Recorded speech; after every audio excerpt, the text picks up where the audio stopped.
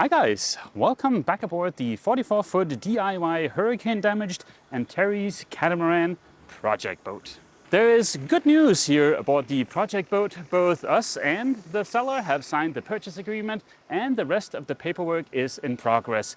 So hopefully by next week I'll be able to declare this hunk of fiberglass ours. Nope.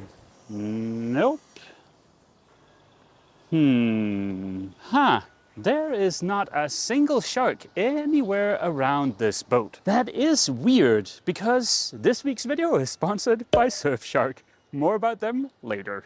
Back to the category of good news. My wife, Ava, will be returning to Florida next week.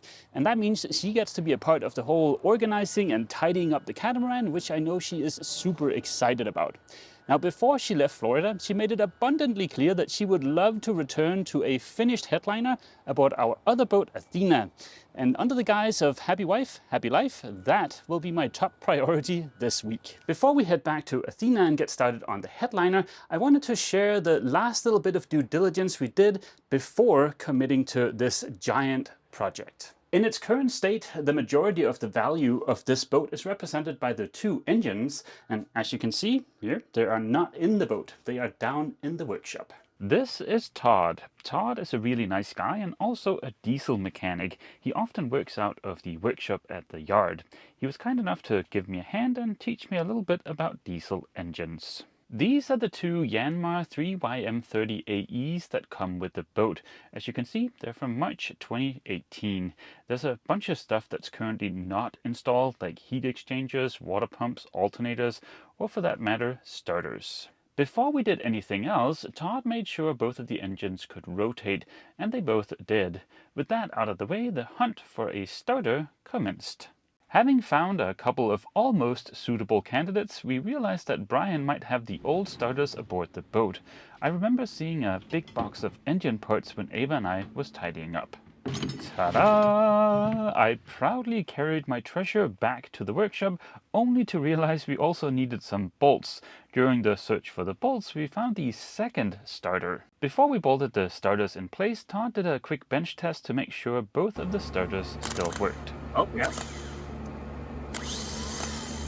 The almighty box up in the boat also provided us with the flywheel for the second engine. With flywheels and starters in place, we primed the first engine with fuel and attempted to start it. Get a small funnel. The owner of the yard had the great idea to use a small funnel and a bit of gravity assist, and without any issues, both engines sprung to life. Of course, without any coolant in the engines, we were very limited in how long we could actually run them. But according to Todd and the owner of the yard, at least they seem decent. So fingers crossed. And yeah, that was our last big hurdle before committing to buying this project boat. Meanwhile, back here aboard Athena, I have all of the materials I'll need to get started on the headliner. The astute viewer might wonder, why is there a partially assembled computer on the kitchen island? That computer is for an upcoming project that I am super excited about, and I think you guys will really enjoy too. I'm gonna attempt to utilize 3D scanning, CAD and CNC to copy the hatches that sit on top of the tramp ramp on the catamaran. Sadly, I don't have the 3D scanner yet, so this project will have to wait a little bit. So the only reason I've got this computer here on the desk today is to serve as a super smooth segue into the sponsor of this week's video, which is Surfshark, because lots of computers and devices could benefit from having a VPN. We use Surfshark on multiple occasions on our 3-year journey from Denmark to the US. Now, lots of people will use VPNs for something kind of festive, like getting around the geo restrictions on streaming platforms so you can watch your favorite content no matter where you're located. We never did that, but we used Surfshark for something a little bit more serious. Like for instance, when Ava's parents needed a hand with some insurance stuff. The insurance company was located in the US, Ava and I were in Europe, and the insurance company had some kind of geo restriction on the website we were trying to access. We would not have been able to help Ava's parents without the use of Surfshark. Even though we're now here in the US, there are still some good use cases for a VPN. Like for instance, the other day I was returning from Michigan after having spent a bit of time with Ava. While I was waiting at the baggage claim area at the airport, I wanted to book an Uber, but I didn't have any cell phone signal, so my only option was to jump on the public Wi-Fi. public Wi-Fi or Wi-Fi networks you don't trust can represent a bit of a hazard, and a VPN goes a long ways towards protecting you and your device. Surfshark offers a 30-day money-back guarantee, so there's no risk in trying it out. Enter the coupon code SAILLIFE or use the link down in the description for an extra 4 months for free. Thank you so much to Surfshark for sponsoring this video. Now I can go ahead and move my little Segway box here out of the way so we can dig into the headliner. The headliner we have in place right now is 3 or 4 millimeter plywood. It was more so intended just to be a temporary headliner, but I can actually use most of these pieces for the finished headliner. Most of this headliner is made out of scrap pieces of plywood. Some of them are good, some of them are a little bit too short or the wrong shape. So for instance here, there's a big gap. Here over the settee, there is a square hole and it's kind of a bad fit. So I will need to find some 3 or 4 millimeter plywood, but I think I can get that at just Home Depot. So fingers crossed for that. Besides the plywood, we have the vinyl here, we have some spray adhesive and a gun for spraying the adhesive. When I did a little bit of research, this particular adhesive here seemed to be the gold standard for adhesives for stuff like headliners. You can of course get little spray cans with spray adhesive. I've used some of the 3M products in the past and they were great, but something like this is going to be a fraction of the cost, especially if you're doing a whole headliner. As far as the vinyl, I got it from this place right here. I have no idea if that's a particularly good or bad place to get vinyl from. My friend Josh did point out that this vinyl doesn't stretch in one direction, but it does stretch in the other direction. So yeah, I don't know if that's something you might want to take into consideration. To be completely frank, I have been dreading this headliner project for years. It is going to be fiddly, it's going to be annoying, and it's going to be time consuming. I really hope Ava is going to appreciate the finished headliner. The reason why I'm saying this is going to be a fiddly project is because every single piece of the headliner, and keep in mind there's also headliner here under the deck and the forward cabin, well, every single piece of plywood will have to be trimmed so that there is enough room for this vinyl stuff.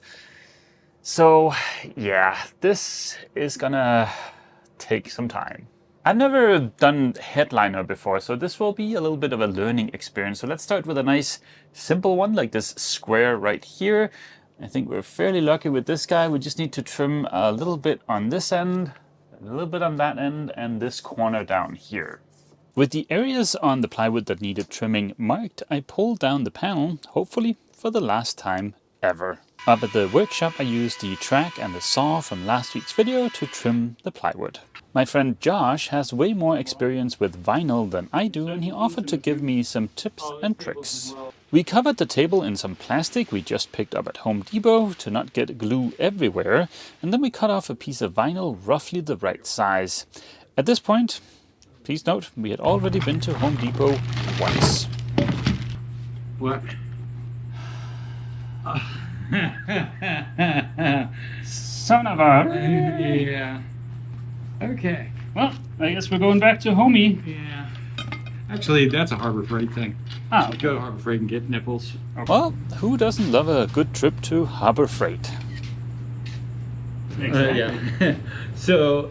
Josh talked me through the process of getting the vinyl trimmed and adhered to the plywood. This is what you want to stretch. Okay. Okay? Which is helpful. Yeah. Some pieces you're going to have, you're not going to have that. So it's just going to be a lot of work. I have a bit of a hate-hate relationship with contact adhesives, but with all the positive reviews I'd read about this stuff, it should be fairly easy to work with. While placing the vinyl, we were able to reposition it a little bit after it had made contact. That was a big relief. For the corners, Josh removed a little bit of the material before we folded over the excess material. The last step was to cut out the holes for the lights. I gotta say, this looks pretty dang spiffy if I do say so myself. Back on the boat, I reconnected the lights and got the panels screwed back into place.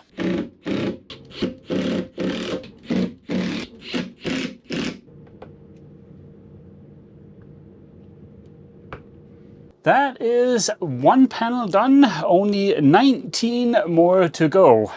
I don't think I'm gonna have any free time next week because I'm gonna be too busy checking the mailbox for my Husband of the Year award. All complaining aside, it looks really good. It looks a heck of a lot better than the bare plywood. The reason this first panel took so long was because we had 2 trips to Home Depot, 1 trip to Harbor Freight, and 1 trip to Ace just to get started, get screws, get everything right. So yeah, I think I should be able to pick up a bit of speed tomorrow.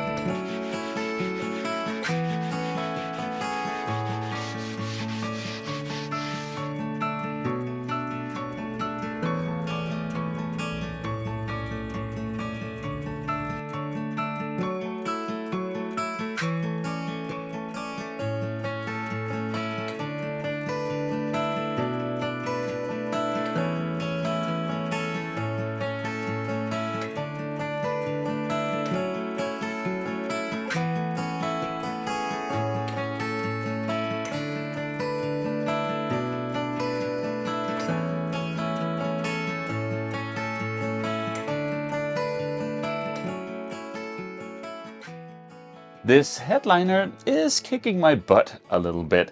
It's not hard work and it's not difficult work, but it sure as heck is time consuming.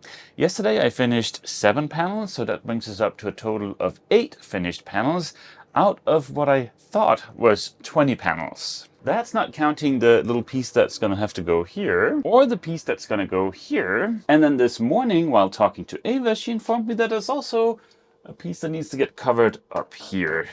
If I'm not mistaken, the math on that turns out to be, yeah, we're nowhere near half done. I'm okay using vinyl for the headliner, but it's not really my favorite choice for other surfaces inside of the boat because it's not a super durable solution and it's not super easy to keep clean. It's hard to repair if you get a tear. So yeah, it's not my favorite choice. For the headliner, I think it's okay. And I also think for the headliner, for me at least, it was the best bang for the buck. Keep in mind, I already have the majority of the plywood. So all I've spent is 60 bucks on glue, spray gun for 10 bucks at Harbor Freight. And then I spent $190 on 19 yards or 17.4 meters of vinyl. And it all totals out to 260 bucks. That should give me plenty of vinyl for the entire boat, fingers crossed. And yeah, 260 bucks to cover the entire headliner. I think that's fairly good, and it's certainly on the cheaper end of the scale for a boat project. The bane of my existence for today is going to be the blessed headliner here underneath the decks all the way around in the saloon. I'm not super concerned about the fit over on port side because you're never really going to see that from down going up. But over here on starboard side where we have the settee, you're gonna look right up under it. So yeah, we definitely have some big gaps here. I'll have to cut new plywood for some of this. Up at the workshop, I used the ancient table saw to rip some strips of plywood. My plan was to use these to essentially turn the current panels into templates for new panels. Of course, that meant a 4th trip to Home Depot to pick up a hot glue gun. Here's an example of one of the gaps I want to get rid of. There's also too big of a gap over here. Don't worry about the floppiness. The final headliner will be much better attached. Mr. Side Cutters worked really well for trimming the strips of 5mm plywood. A little dab of hot glue and I could smush the plywood piece onto the headliner. On a side note, this is the best hot glue gun I have ever owned. It doesn't drip and it feels like it gets much hotter than the smaller ones I've had previously. After burning my fingers a few times, I was finally ready to bring my first template up to the workshop to cut the new piece of headliner. While I was at it, I decided to get rid of this unseemly waviness. I did that using my trusty metal metric ruler and a light touch.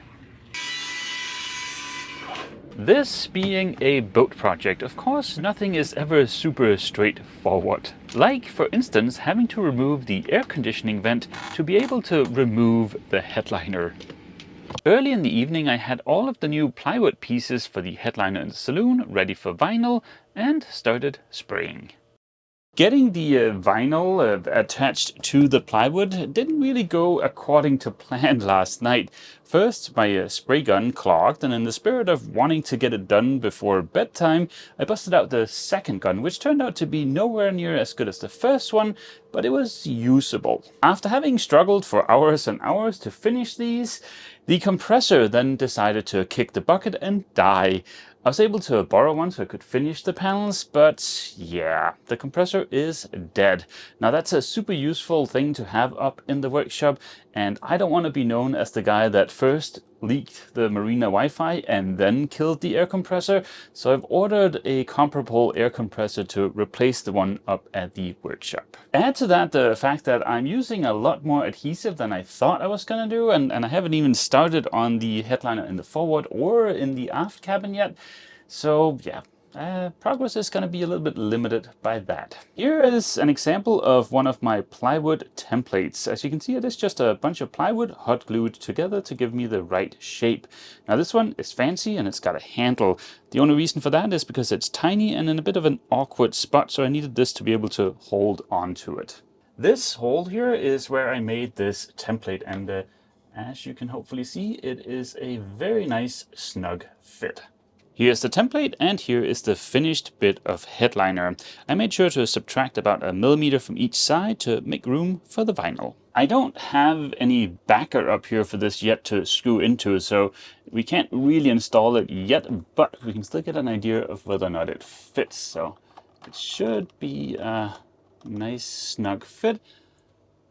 That looks pretty freaking awesome. Now, once the backer's up there, it'll sit completely flush with the other bit of headliner. But yeah, that looks pretty dang spiffy. Much like with the rest of this headliner project, installing the new headliner is also going to be a fiddly, time-consuming affair, because I need to drill new holes for all the lights. I also need to measure so I put the screws exactly in the supports. Well, let's get on with it.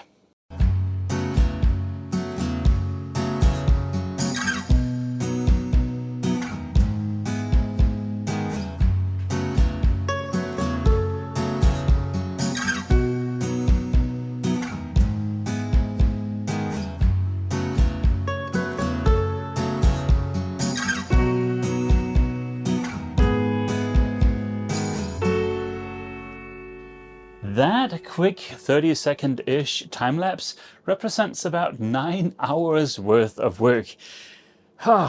Whenever somebody comments on my video saying, show more work, talk less, I always can't help but chuckle a little bit, because working on boats, it's never a fast process, and to get any kind of length to a video, some amount of yammering on is required.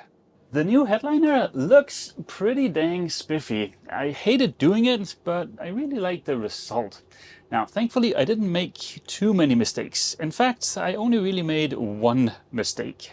See, this little piece here looks pretty nice. It goes up here, except for the small fact that, I put the vinyl on the wrong side of the thing. So in terms of mistakes, it's kind of a funny mistake, but I'm glad I didn't mess up one of the bigger pieces. So yeah, thank you for that, Captain Dum Dum. I still have to do all of the forward cabin here, as well as all of the aft cabin. The aft cabin is going to be the biggest challenge, because I'm going to have to do that from scratch. There's no headliner in there today, and also there's not even support for a headliner in there. So we'll save those two adventures for next week's video. With a little bit of luck, maybe next week I can also figure out what to do about the Josh hole up here. See, my friend Josh was careless enough to mention that the Josh hole was driving him nuts. So now, in honor of him, I have named this hole the Josh hole. Before ending this video, I want to say a great big thank you to all of the people that reached out to volunteer with the cleanup aboard the Catamaran. We are still waiting for the last bit of paperwork to come through, but once the boat is officially ours, I'll reach out with more information, and hopefully we can have a fun day with copious amounts of sweating. Now that we are in the thank you segment of this video, also thank you to Surfshark for sponsoring this video. Don't forget to check out the link down in the description for a great discount. And with that out of the way, that is going to be the end of this week's video. I hope to see all of you guys back here aboard Athena next week for more headliner, hopefully the Josh hole, and maybe one more little item from Ava's honeydew list. So yeah, as always, feel free to leave a comment down below, and don't forget, if you've enjoyed this video, please remember to leave a like. See you! Pew!